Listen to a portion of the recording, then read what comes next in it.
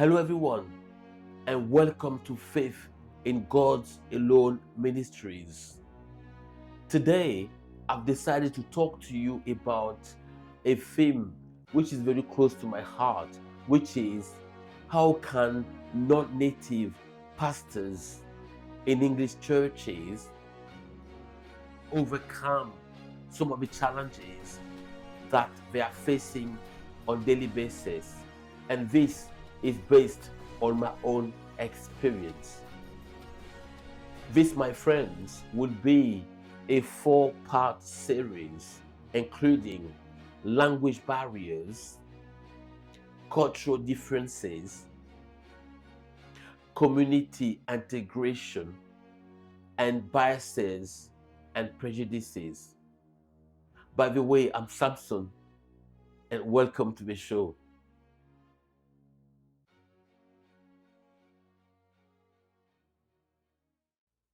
Today, I want to talk to you about how can non-native pastors in English churches overcome language barriers.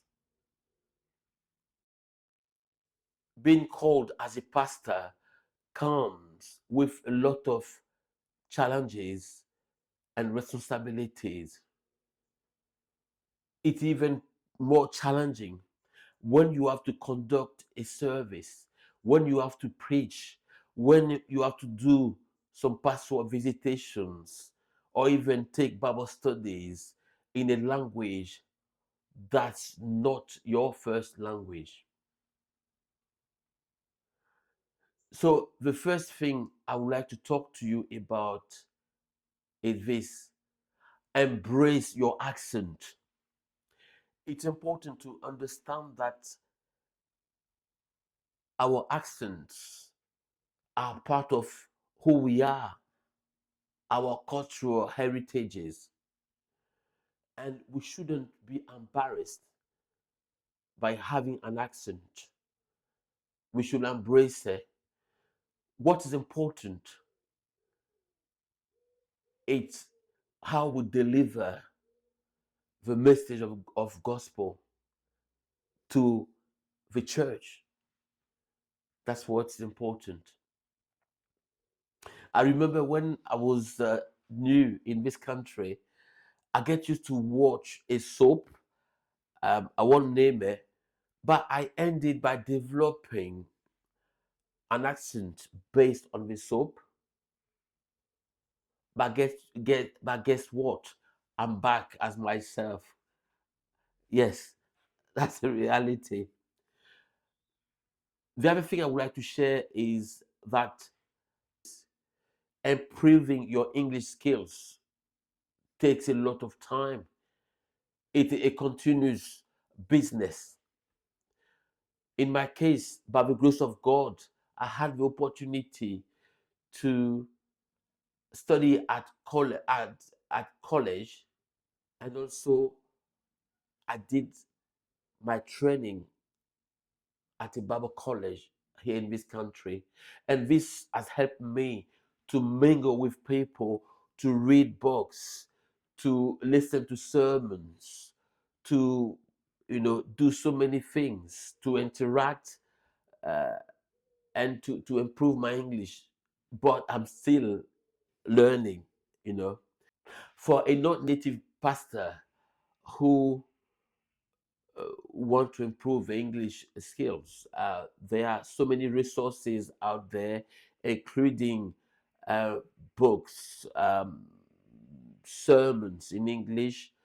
Um, I get you to watch the news, for example, where I was looking for expressions and vocabulary and so on. And also, I personally attended English classes, but nowadays there are some online classes or even some language apps.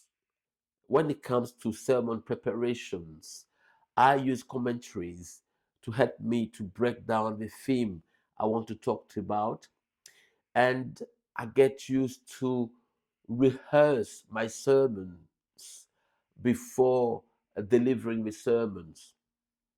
That's something I would suggest as well. And while I'm delivering my sermons, I'll make sure that I speak slowly to allow people to understand me.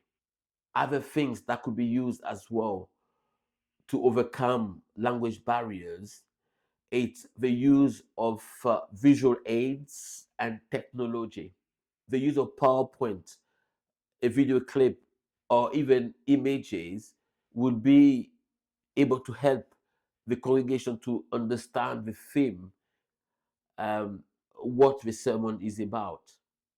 The last thing I would like to say is socializing. It's to have people out there to speak to, and people who would be able to help you and improve your English. In my case, my wife helps me a lot to improve my English. It's important to have a feedback as well about a sermon that we talked about, we delivered, for example. So, friends, these are some of the tips that I wanted to suggest. If you found this video useful, please give us a thumb up, and if you don't mind, could you please subscribe to our channel for more content like this. Next week, I'll be talking about the second challenge, which is how could non-native pastors in English churches overcome cultural differences. Until then, thank you ever so much for watching. Take care. Bye.